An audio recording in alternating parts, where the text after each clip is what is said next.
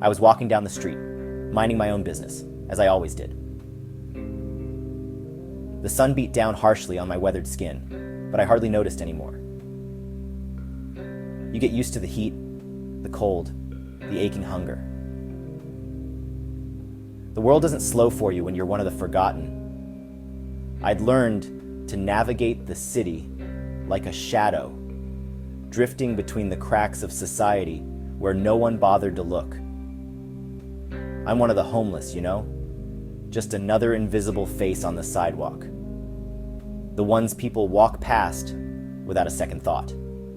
The ones they avoid eye contact with, like we're some kind of disease. I don't blame them. It's easier not to care. But damn, it gets exhausting. Some days, I wonder if I'm still even alive or if I'm just a ghost walking through this endless maze of concrete and glass. Today was like any other.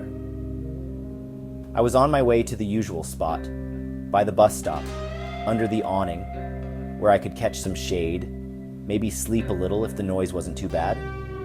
The city is always noisy, always moving, but there's a rhythm to it, and if you pay close enough attention, you can find a place to breathe, even if it's only for a few minutes. But something felt different today. I passed a group of men sitting huddled together on the curb, and at first, I didn't think much of it.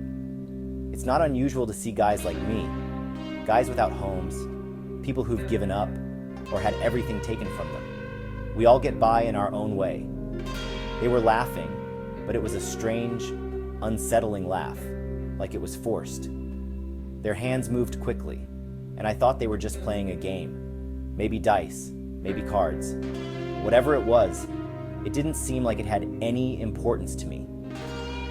I walked on, past them, my eyes down. I didn't want to deal with them, and I didn't think they'd care to deal with me. But then, one of them turned around. I didn't see his face, not at first, but I felt his eyes on me, cold and intense. My heart skipped a beat, and I quickened my pace. And that's when it happened. The man shot out a hand, fast as lightning, and grabbed my ankle. His fingers, cold, clammy, wrapped around it with a vice-like grip. Before I could pull away, his teeth sank into my skin, a sharp, jarring pain. I stumbled backward, shocked more by the speed of his movement than the bite itself.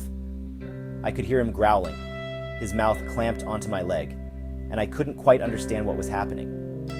I yanked my foot free and staggered back, my heart racing. I looked down, trying to comprehend what just happened. Had he bitten me? Was I going to need a tetanus shot? My ankle stung like hell, but the more I thought about it, the more it didn't seem to make sense. People don't just go around biting other people, do they? But then, the man was grinning, an eerie, unsettling grin, and something about the way he looked at me, something just felt wrong. But I didn't have the time to figure it out. I had to get away. I limped off, trying to shake it off like it didn't matter.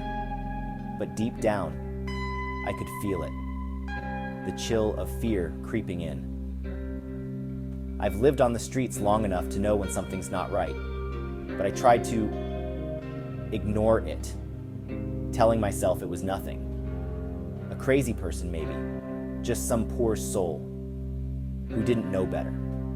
Hell, I've been bitten before, not like this, but I've been hit, shoved, spit on. It was just part of the life, but still the coldness in that man's grip, I couldn't shake it.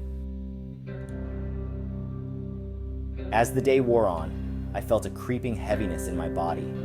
My skin, once sweaty from the heat, now felt like ice. A deep gnawing hunger stirred within me, so intense it made my stomach ache. At first I thought it was just the usual hunger, the kind that's always there when you don't have enough to eat. But this was different. It wasn't just the empty feeling. It was worse. It was like something inside of me was calling out for something. More. Something I couldn't put into words. That night, as I tried to sleep under the awning, I couldn't get comfortable. My body was restless, shifting, twitching with discomfort. I'd heard about infections, people getting sick from wounds, from bites.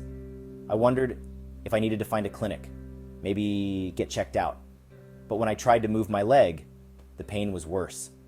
The bite had become more than just a bite. The skin around it had turned pale, and the wound, it wasn't healing like it should have.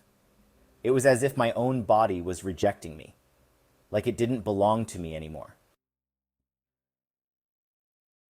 By the time I stumbled into the public bathroom that morning to look at my reflection, I could feel the change. My face was gaunt, my eyes sunken. But the worst part, my eyes, they were black, completely black. No whites, no irises, just pools of emptiness. It was as if I wasn't even looking at myself anymore, but at something else entirely. The hunger returned. I couldn't ignore it anymore. It wasn't just for food. It was something else, something darker. I tried to focus, tried to remind myself that I was still me, but the thoughts, the memories, they started slipping away.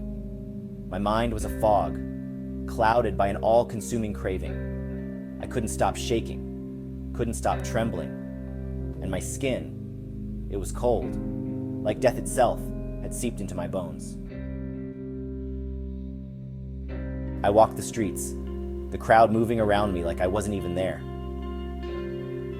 The hunger, it drove me. I couldn't think, couldn't reason.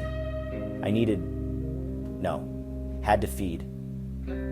My hands shook, reaching for anything, everything. People didn't look at me, didn't even notice me. Maybe they thought I was crazy. Maybe they thought I was just another junkie, another desperate soul asking for a handout. But they couldn't see it. They couldn't see that I wasn't the same anymore. I found a mirror, a cracked, shattered window, reflecting only a fraction of what I'd become, the man I once was.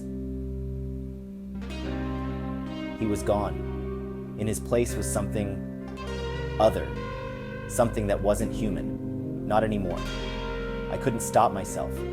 The hunger had consumed everything. I was no longer in control. The transformation was complete. I was no longer a man. I was the thing I had once feared. The hunger had won. And now, I would walk these streets forever, just another shadow in the night, lost to the darkness.